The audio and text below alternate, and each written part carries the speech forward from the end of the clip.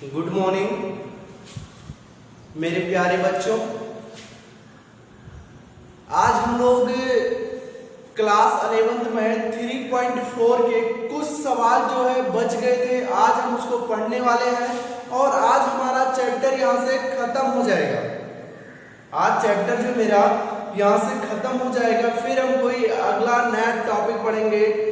ठीक, तो आज ये लास्ट डे है कि हम त्रिकोणमितीय फलन पढ़ रहे हैं। इसके बाद हमें त्रिकोणमितीय फलन पढ़ने की आवश्यकता नहीं है। आज त्रिकोणमितीय फलन आपका खत्म हो रहा है। तो अब ध्यान दो, सबसे पहले फिर वही बात कि यदि आप कोई मेरे चैनल पे नया हो तो चैनल को सब्सक्राइब जरूर करें और लाइक और शेयर बनता ही है। आप लोग समझदार हो, समझते ही हो। तो हम ज्यादा बात ना करते हुए चलते हैं क्वेश्चन पे, जैसा कि पूरा हो जाए आज। तो आज का जो पहला क्वेश्चन है, पांचवा क्वेश्चन, क्योंकि हम पांचवें के पहले जितने भी क्वेश्चन थे सब हमने करवा दिया था। तो पांचवा क्वेश्चन क्या कह रहा है, cos 4x equal to cos 2x। अब आपको ध्यान देना है मेरे बाबू, क्या ध्यान देना है कि हमने कुछ फार्मूले भी बताए थे और दूसरी बात, इसमें सिर्फ हमें समीकरणों का व्यापक हल याद करना, ना कि प्रिंसिपल वैल्यू मुख्य मान हमें नहीं याद करना है, सिर्फ व्यापक मान हमें ज्ञात करना है। तो ये बताओ, अगर हम चाहें तो cos 2x को इधर ला सकते हैं। तो अगर cos 2x को इधर लाते हैं बाबू, तो cos 4x minus cos 2x equal to 0 होता है। हाँ, होता है। अब देखो ये cos c minus cos d वाला फार्मूला दिख रहा है। अब आपको तो ध्यान नहीं होगा, ये जो फार्मूला होता है cos c minus cos d का, वो होता था -2 sin c plus d by 2 into sine c minus d by 2। यही तो मेरा फार्मूला होता था, cos c minus cos d। ठीक, यही तो होता था। अब ये आपका क्या हो गया, फार्मूला हो गया। अब देखो लगा देते हैं इसको, तो देखो क्या होगा, इसको यहाँ पे क्या लिखेंगे, -2 sin c plus d plus 4x plus 2x, 4x plus 2x upon 2 into sine c minus d का मतलब 4x minus 2x upon 2 equal to 0 दिया है। क्या दिया है, 0 दिया है। अब ये हो जाएगा -2 sin 4x 2x कितना हो जाएगा, 6x, और 6x से 2x काटोगे तो क्या मान लो बाबू 6x हो जाएगा बटे 2, 2 3 6 बचेगा कितना, 3x, यही तो बचेगा, into sin 4x minus 2x बचेगा 2x, और कट जाएगा तो कितना बचेगा, x इक्वल टू 0 बचा। अब देखना है हमें यहाँ पे, अब आपसे बता दें, आप ये पढ़े होंगे कि a प्लस बी गुणे a माइनस बी, या और कोई हो, मान लो a plus C equal to 0। तो हम बोलते हैं a plus B equal to भी 0 है और a plus C equal to भी 0 है, तो शून्य ज्ञात करते हैं। तो अगर मल्टीपल में तो इसके बराबर भी 0 होगा, इसके बराबर भी 0 होगा। कहने का मतलब इसमें से कोई एक 0 होगा, तभी तो 0 का गुणा होकर 0 हो जाएगा। चाहे ये पूरा 0 हो, चाहे ये पूरा 0 हो, कोई एक 0 होगा, तभी तो 0 का 0 में गुणा, 0 का किसी संख्या में गुणा होगा तो 0 हो जाएगा। तो ये ध्यान रखते हैं। तो ये हो जाएगा -2 sin 3x इक्वल टू 0। अब आपको पता होगा, क्या पता होगा, देखो माइनस को उधर भेज दो। क्या कर लो, माइनस को आप भी किधर भेज सकते हो, उधर भेज सकते हो, क्योंकि माइनस उधर भेजोगे तो क्या हो जाएगा, प्लस हो जाएगा, माइनस नहीं रह जाएगा। ठीक, तो देखो यहां से हो जाएगा 2 sin 3x इक्वल टू 0। तो sin 3x बराबर कितना हो जाएगा, 0, क्योंकि जब -2 उधर जाएगा तो 0 बटे -2 0। अब आपको पता होगा, देखो चूंकि ऐसे, देखो ऐसे लिखते हैं कि sin थीटा इक्वल टू 0 जब रहता था तो थीटा बराबर हम क्या लिखते थे, n पाई, और जहां n बिलोंग्स टू किसके होता था, z के होता था। यही तो होता था, मैंने फार्मूला बताया था कि जब साइन थीटा इक्वल टू 0 होगा तो उसका जो व्यापक मान होगा थीटा इक्वल टू n पाई होगा और n बिलोंग्स टू किसके होगा, z के होगा। तो यहाँ से हो जाएगा थीटा की जगह पर 3x है तो हो जाएगा आपका 3x इक्वल टू n पाई और n बिलोंग्स टू किसके, z के। तो x इक्वल टू क्या हो जाएगा बाबू, n पाई बाई 3। तो ये आपका एक मान तो आ गया n पाई बाई 3, यहां से आपका एक मिल गया। दूसरा क्या है अभी, इसके बाद साइन x इक्वल टू 0 है तो ये भी तो वही है, तो x इक्वल टू 0 है तो थीटा बराबर यहाँ पर भी क्या है, n पाई मिलेगा, अर्थात x बराबर क्या होगा, n पाई। हम वही फार्मूला दोबारा नहीं लिख रहे हैं, n बिलोंग्स टू z के, वही फार्मूला दोबारा नहीं लिख रहे क्योंकि एक बार हमने लिख दिया कि जब साइन थीटा इक्वल टू 0 हो तो थीटा इक्वल टू n पाई होता है, जहां n बिलोंग्स टू किसके होता है, z के होता है।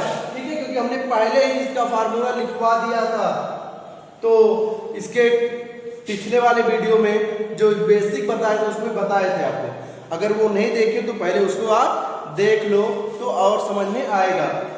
तो ये सवाल होगा, एक आपका n पाई बाई 3 आ गया, एक आपका n पाई आ गया, इसके दो व्यापक मान आ गए। अब आगे चलते हैं अगले सवाल पे हम लोग।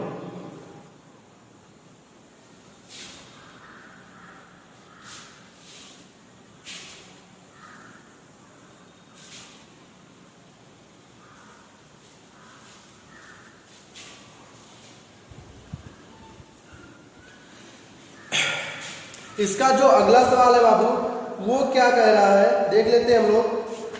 वो कह रहा है कि cos 3x plus cos x, cos 3x plus cos x minus cos 2x minus cos 2x equal to 0 दिया है। अब देखो करना क्या हमें, अगर इतना दिया गया है तो देखो हमें कुछ ऐसा करना है कि ये cos 2x के रूप में बने कहीं ना कहीं। तो अगर 3 1 4 जोड़ेंगे बटे 2 करेंगे तो बन जाएगा 2x, क्योंकि अगर हम इन दोनों को ले लेते हैं c plus d, c minus d का फार्मूला लगाते हैं तो 3 2 5 हो जाएगा बाबू। तो दशमलव में आने लगा, इसलिए हम इन दो संख्याओं को लेंगे, इन दो संख्याओं को लेंगे। तो यहाँ पे आपको दिख रहा होगा, हम इसको ऐसे कर लेते हैं कि cos 3x plus cos x और minus cos 2x equal to 0। अब इसमें आपको cos c plus cos d का फार्मूला लगा देंगे। तो cos c plus cos d का जो फार्मूला होता है वो होता है 2 cos c plus d by 2 cos c। देखो बाबू, अगर आपको बेहतर जानना है तो आपको सबसे पहले फार्मूले याद करना होगा, दूसरा कंडीशन हर सवाल के फार्मूले को लिखना होगा चूंकि करके। तो एग्जामिनर जानेगा कि बहुत अच्छा लड़का, बहुत समझदार है और ये नकल नहीं किया है। बट मैं यहाँ पे फार्मूला नहीं लिख रहा हूँ, तो यहाँ से हो जाएगा 2 cos c प्लस d, अर्थात c ये है d ये है, तो 3x प्लस x अपान 2। ये फार्मूला आपको याद होना चाहिए। और फिर क्या होगा, into cos c 2 cos c plus d by 2 into cos c minus d by 2 cos 3x minus x अपान 2। और ये तो माइनस, ये पूरा ऐसे पोस्टर लगा देना, और ये माइनस cos 2x है और इक्वल टू 0 है। अब देखो यहां से हो जाएगा 2 cos 3x 4x और ये 4x अपान 2 है ना, तो कितना हो जाएगा 2x, समझ रहे हो। तो यहाँ पे क्या लिखोगे बाबू आप, 2x काटने के बाद कितना हो जाएगा 2x into cos 3x minus x, तो 3x माइनस x अपान कितना हो जाएगा, तो हो जाएगा 3x से x जाएगा 2x और 2x अपान 2 कितना बचेगा x cos x और minus cos 2x equal to 0। अब देखो cos 2x यहाँ पर भी है, cos 2x यहाँ पर भी है, तो हम cos 2x को क्या कर लेते हैं, कॉमन ले लेते हैं। तो यहाँ पे बचेगा 2 cos x और माइनस यहाँ पे बचेगा 1 इक्वल टू 0। ओके, तो यहाँ पे एक बार हो जाएगा कि cos 2x इक्वल टू 0। तो ये किसके रूप में है बाबू मेरे, ये किसके रूप में है, cos थीटा इक्वल टू 0 होता है। तो इसका जो फार्मूला देखो, सबसे पहले मैंने फिर से कहा कि आपको फार्मूला तैयार होना चाहिए। यदि आपको फार्मूला नहीं तैयार है तो कुछ काम कर नहीं सकते हो। तो हमने बताया था कि यदि cos थीटा बराबर 0 होता है तो फार्मूला होता है 2n + 1 by into pi by 2। तो cos थीटा बराबर 0 तो थीटा बराबर होता है, यहाँ पे नहीं, यहाँ पे इस साइड में लिखते हैं, यदि cos थीटा इक्वल टू 0 हो तो होता है थीटा इक्वल टू होता है 2n + 1 इंटू पाई बाई 2। ये होता है ना व्यापक मान इसका। तो यहाँ पे थीटा इक्वल टू क्या है, sorry cos theta equal to 0 तो फार्मूला ये लगेगा। तो ये हो जाएगा थीटा या मतलब x equal to 2x equal to कितना हो जाएगा, आपका हो जाएगा 2n + 1 इंटू पाई बाई 2। ये आपको मिल जाएगा।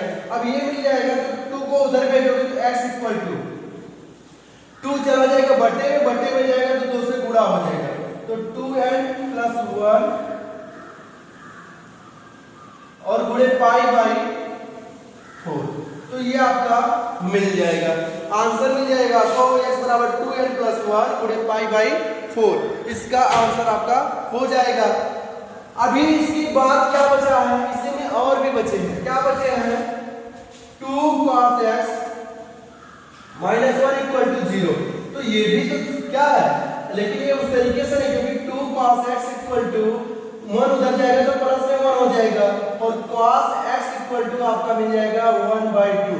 तो ये तो बाबू किसके रूप में है, अभी बनाना पड़ेगा हमें।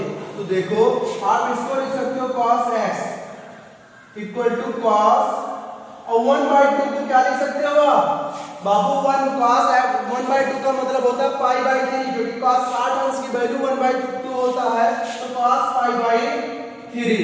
अब ये देखो cos थीटा = cos अल्फा के रूप में है। किसके रूप में है, cos थीटा = cos अल्फा के रूप में है। और जब ऐसा होता है तो हमने आपको बताया था कि क्या लिखते हैं, जब cos थीटा = cos अल्फा के रूप में हो तो हम लोग लिखते हैं क्या, 2n पाई ± 1, सॉरी क्या लिखते हैं, थीटा = या सॉरी यहाँ नहीं लिखेगा, थीटा = 2n पाई ± अल्फा और n बिलोंग्स टू z लिखते हैं। n बिलोंग्स टू क्या लिखते हैं, z लिखते हैं। ओके, तो ये तो समझ में आ गया होगा। अब देखो यहाँ तो जगह है नहीं, ऊपर लिख देते हैं, बस एक ही लाइन लिखना है। ये तो छोटी वाली कहानी है, ये आपको लिखना पड़ेगा, ये आपका फार्मूला है। अब आप यहाँ से लिखोगे कि x = क्या मिल जाएगा, 2n पाई ± और अल्फा की यहाँ पे क्या है, पाई बाई 3। तो ये व्यापक मान आपका ये मिल जाएगा। ओके, तो मैं उम्मीद करता हूं कि आपको ये भी सवाल समझ में आ गया होगा, समझने में कोई परेशानी नहीं हुई होगी। ठीक, तो इस प्रकार देखो बड़ा नहीं सवाल आपको देखने में बड़ा क्या हमने किया, इसमें cos c + cos d का फार्मूला लगा दिया। ठीक, मैंने इसके पहले वाले कई सवालों में लगाया है, इतना आ गया। अब हमने cos 2x कॉमन ले लिया तो 2 cos x - 1, एक बार इससे 0 से तुलना करवा दिया, एक बार इसका 0 से तुलना करवा दिया। अब यहाँ पे तो 1/2 बन गया। अब 1/2 60 अंश की वैल्यू होती है cos में, तो हमने क्या किया, उसे पाई बाई 3 लिख दिया, क्योंकि रेडियन में बिना लिखे हम नहीं कर सकते, तो हमने उसको रेडियन में लिख दिया। ठीक, तो यहाँ से हमने cos थीटा = cos अल्फा के रूप में पाया, जब cos थीटा = cos अल्फा के रूप में पाया तो थीटा = क्या होता है, 2n पाई ± अल्फा। हमने इसी पे रख दिया, अल्फा की जगह पे पाई बाई 3 रख दिया। तो ये भी सवाल आपको मैं उम्मीद करता हूँ समझ में आया होगा, आप नोट डाउन कर लो। ओके, मतलब स्क्रीनशॉट ले लो। अब हम लोग देखते हैं इसके अगला सवाल।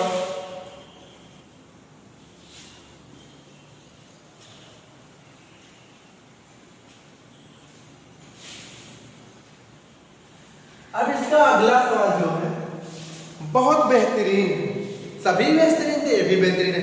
cos 2x + cos x, बहुत ही आसान।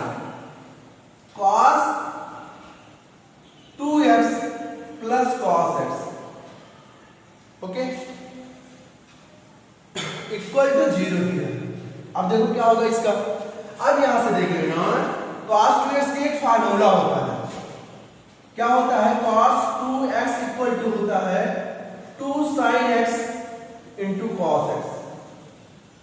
ये एक फार्मूला होता है, किसका, cos 2x का फार्मूला होता है सॉरी cos 2x का नहीं होता बाबू, 2 sin x का होता है। यहाँ पे sin 2x है और यहाँ पर भी क्या होगा, सॉरी यहाँ पे गलती हो गई, sin 2x का फार्मूला होता है 2 sin x into cos x होता है। और देखो अगर यहाँ पे हम sin 2x की जगह पर इतना लिख दें तो ये हो जाएगा 2 sin x into cos x plus cos x, तो है ही है, इक्वल टू 0। अब यहाँ से एक बात करोगे 2 sin x cos x common है, ले लो कॉमन cos x, तो यहाँ पे बचेगा 2 sin प्लस 1 इक्वल टू 0, ये मिलेगा। अब यहाँ से आप देखो एक बात करोगे कि cos x इक्वल टू 0, तो ये तो 0 वाला फार्मूला लग जाएगा, तो 0 वाला लग जाएगा तो थीटा क्या होता है, जब यहाँ से लिख देना क्या होता है, cos थीटा इक्वल टू 0 होता है तो थीटा बराबर होता है क्या, 2n प्लस 1 पाई बाई 2। तो देखो वही रख देना, तो यहां से हो जाएगा x equal to 2n pi 2n plus 1 और इंटू पाई बाई 2। तो ये तो हमारा ये आ जाएगा आपका, तो ये तो मेरा एक आ गया। और यहाँ पे यहाँ से क्या लिख देंगे कि n belongs to z, n belongs to 2 नहीं लिखा बाबू, ये z लिखा, ओके, n बिलोंग्स टू यहाँ पे क्या कर देंगे, z कर देंगे, बस ये तो जरूर लिखना। अब इसके बाद क्या बच रहा है, ये आपका हो गया। अब इसके बाद ध्यान देते हैं थोड़ा सा,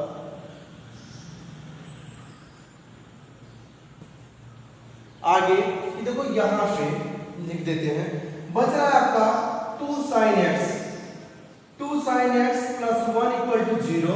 तो देखो 2 sin x इक्वल टू -1, तो sin x इक्वल टू -1/2। अब आपको पता होगा कि 1/2 कब होता है, तो लिख देंगे sin x equal to minus sin π/6, क्योंकि sin 30 अंश की वैल्यू ही 1/2 होती है, हमने माइनस पहले लगा दिया और π/6 लिख दिया। अब आपको मैं समझाने के लिए क्या कर रहा हूं, ये आपका चतुर्थांश है। अगर चतुर्थांश में बात किया जाए तो जो निगेटिव होते हैं इसमें और इसमें होते हैं, मतलब तीसरे और चौथे में क्या होता है, साइन निगेटिव होता है, ठीक। तो आप लिख सकते हो इसे कि साइन पाई, ये तो पाई होता है ना, pi plus π/6 equal to minus sine π/6, क्योंकि जब बाबू ये जाएगा किस चतुर्थांश में, तीसरे चतुर्थांश में जब चला जाएगा तो तीसरे चतुर्थांश में चला जाएगा तो साइन निगेटिव हो जाएगा, साइन का साइन ही रहेगा, तो साइन 180 अंश पर थीटा बराबर होता है माइनस साइन थीटा, हमने बहुत बार बताया है, तो माइनस साइन π/6, तो ये तो माइनस साइन π/6 करके उसकी जगह पर हम कितना लिख सकते हैं, इतना लिख सकते हैं। तो sine x equal to sine pi plus π/6, okay, इतना हमने लिख दिया।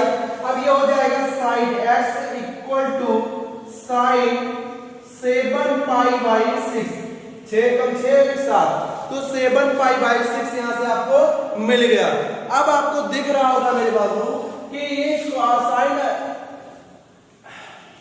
Sign theta equal to sine alpha के रूप में दिख रहा होगा। क्या दिख रहा होगा, यहाँ पे मैं लिख दे रहा हूं, ये दिख रहा होगा sine theta equal to sine alpha के रूप में दिख रहा होगा। यदि sine theta equal to sine alpha जब होता है तो ये क्या होता है जानते हो, ये आपका होता है थीटा इक्वल टू होता है n पाई प्लस -1 के ऊपर n और इनटू में क्या होता है अल्फा होता है। तो यहां से आपका थीटा की जगह पर x है तो आप x लिख देंगे और इसके बाद इक्वल लगाएंगे n पाई और n बिलोंग्स टू किसके होता है, z के होता है, ये जरूर लिखेंगे n पाई प्लस -1 के ऊपर n और गुणे 7 π/6। तो ये आपका क्या होगा, इसका व्यापक समीकरण होगा। एक व्यापक समीकरण ये आपका निकल के आया था, एक व्यापक समीकरण आपका ये निकल के आया, ठीक। तो मैं उम्मीद करता हूं कि आपको समझ में आ रहा होगा, क्योंकि आपको ध्यान तो देना होगा बाबू, आप बच्चे नहीं हो, आप 11th में पहुंच गए हो, तो यदि आप 11th में पहुंच गए हो तो इतना ध्यान तो देना ही पड़ेगा। अब हम लोग देखते हैं अगला सवाल, आप इसका भी स्क्रीनशॉट ले लीजिएगा।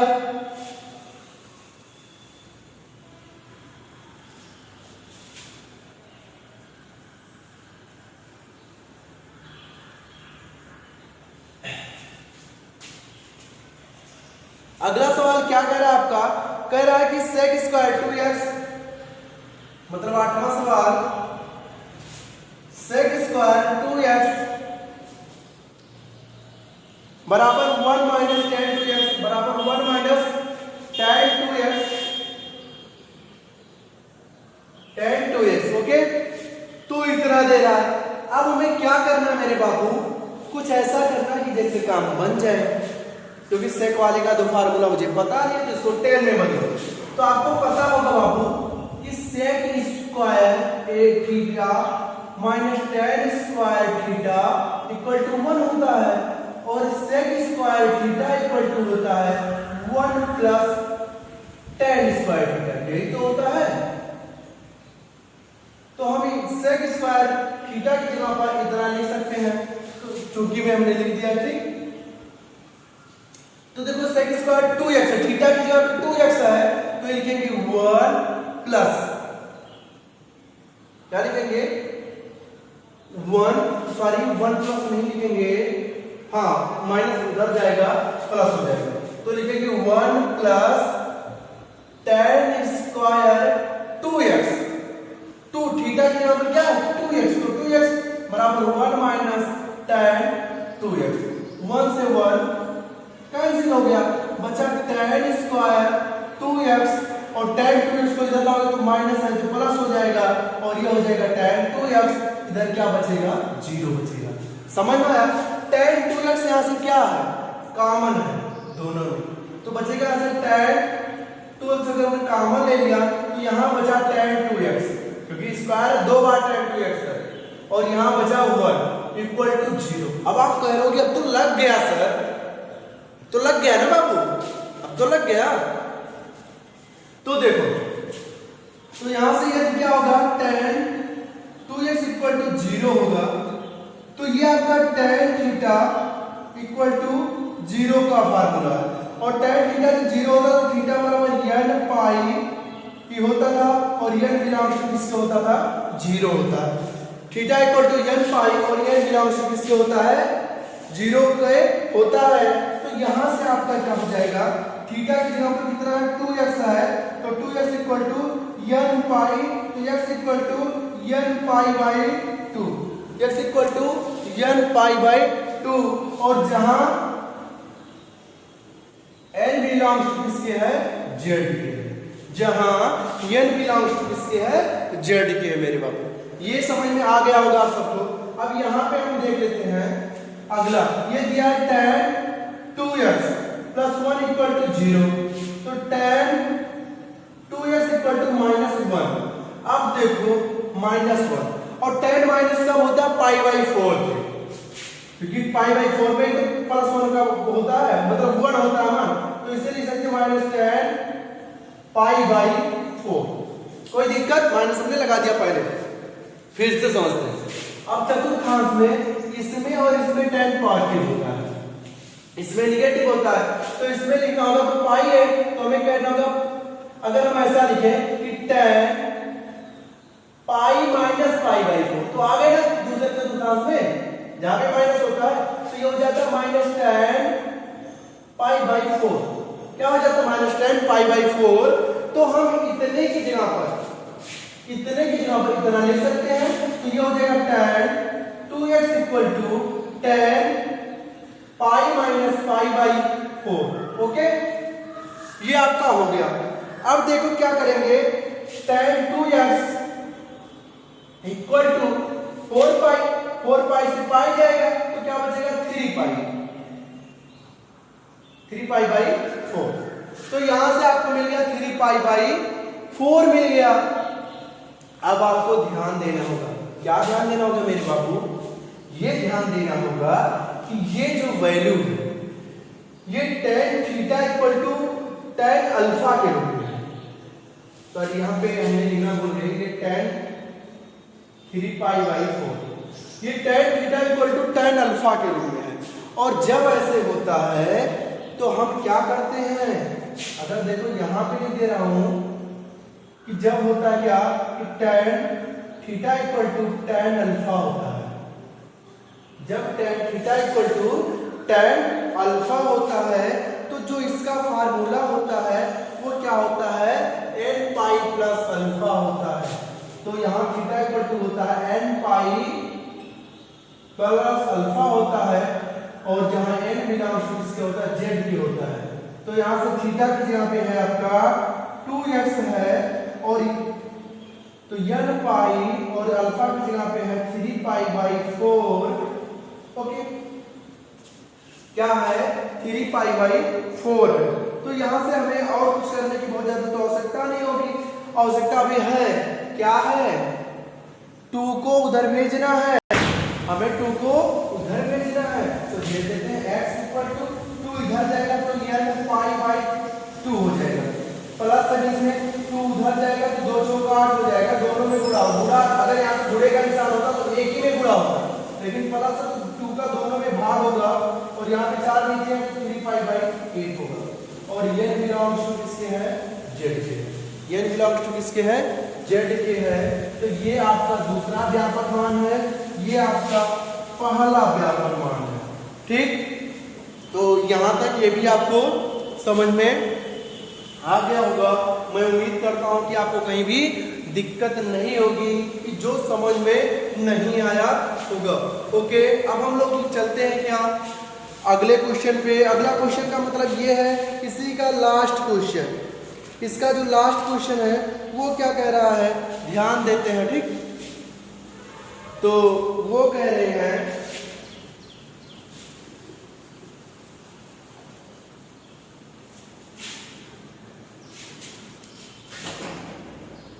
इसके जो 8 नंबर के क्वेश्चन है वो क्या कह रहे हैं, देख लेते हैं। कह रहे हैं कि sin x plus sin 3x, sin x plus sin 3x, और क्या है, plus sin 5x plus sin 5x equal to 0। Okay, अब यहाँ पे हमें कुछ ऐसा करना है कि 3x के रूप में बन जाए, किसके रूप में बन जाए, 3x के रूप में बन जाए। तो हम 5 और 1 6 जोड़ेंगे बटे 2 करेंगे तो 3x बन जाएगा, समझ रहे हो ना, और 5 से जाएंगे 2x बन जाएगा। तो हमें कोई दिक्कत नहीं है, यहाँ पे देख लेते हैं। ये एक साथ कर लो कि sin 5x plus sin x एक साथ कर लो, और ये प्लस sin 3x कर लो इक्वल टू 0। अब sin c plus sin d का जो फार्मूला होता है वो ये होता है कि 2 sin c plus d by 2 into cos c minus d by 2, ये वाला फार्मूला मेरा होता है। ये सब ध्यान देना, जल्द से फार्मूले नहीं ध्यान रहोगे तो दिक्कत हो जाएगी। ठीक, तो ये आपका फार्मूला होता है कि 2 sin c plus d by 2 into cos c minus d by 2, ये फार्मूला होता है। तो यहां से हो जाएगा 2 sin 5x plus x by 2 into cos 5x minus x by 2 equal to, और यहाँ पे plus sin 3x equal to 0। Okay, तो देखो यहाँ से क्या हो जाएगा, 2 sin 5x और x 6x, ध्यान देना 6 बटे 2 हो जाएगा कितना, 3x। तो ये sin 3x into cos 5x एक जाएगा 4x, और 4x by 2 2x plus sin 3x equal to 0। अब देखो यहां से sin 3x को कॉमन ले लो तो बचेगा 2 cos 2x plus 1 equal to 0। यहाँ पे 1 बचा, तो यहाँ पे cos 2x बचा। ठीक, 2 cos 2x बचा। अब देखो हम क्या करते हैं, वही काम sin 3x इक्वल टू 0। तो जब थीटा इक्वल टू 0 होता है, जब sin थीटा इक्वल टू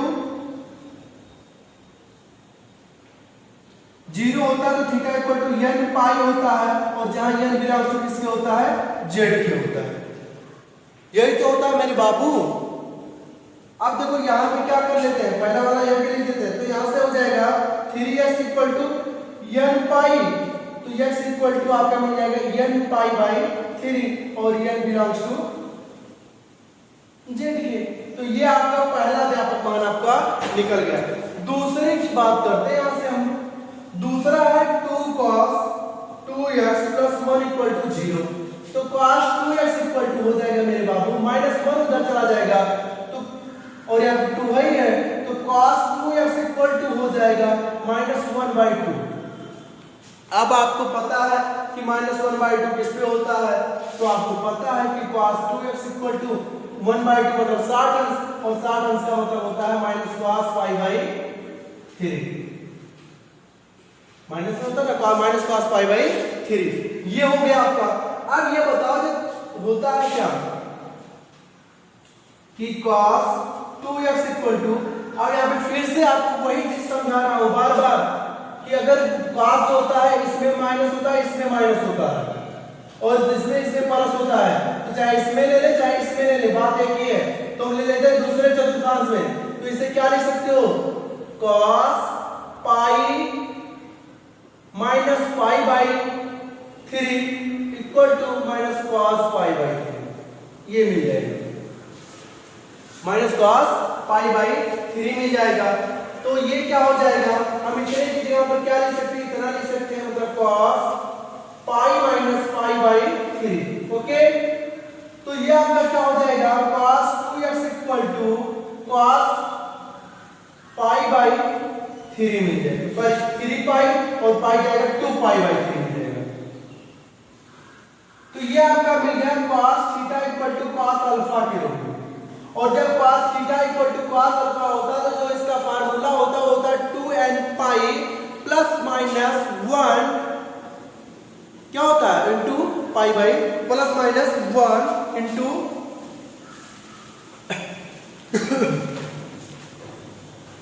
तो चलो ये हो जाएगा theta equal to 2n pi plus minus alpha. तो यहां से क्या मिल जाएगा, थीटा की जगह पर क्या है 2x, तो 2x हो जाएगा, दिख रहा है।